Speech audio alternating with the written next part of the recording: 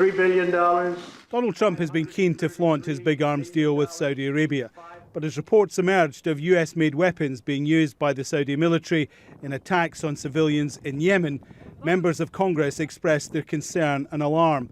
And it looked as if any sales would run into serious opposition and could be blocked.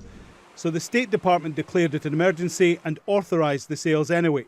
At a congressional hearing, one of Mike Pompeo's top lieutenants insisted an increased threat from Iran justified the decision. By providing a deterrent against hostile actions, this transfer lowers the risk of a broader conflict. Among the weapons approved for sale, precision-guided missiles, like those used in the attack on a school bus in Yemen in August last year. More than 40 children were killed as Saudi planes fired American bombs. One congressman claimed that sale wasn't about defence against regional rivals. The vast majority of the arms the administration wants to sell with respect to this transaction are offensive weapons, correct? It's not limited to that. There's sustainment. It didn't say limited. The vast majority are offensive weapons. There are offensive weapons. There are sustainment packages. But the vast majority are offensive. Isn't that correct, sir? A number of them are offensive.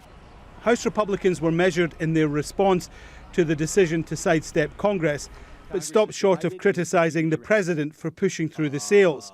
But one Democrat wanted to know how big a role his advisor and son-in-law, Jared Kushner, had played in the sales. Was he involved?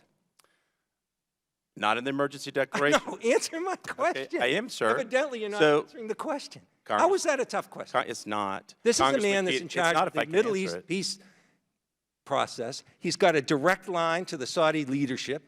US President Donald Trump has already vetoed congressional efforts to limit US military support in Yemen and refused to impose sanctions after the murder of Washington Post columnist Jamal Khashoggi in the Saudi consulate in Istanbul.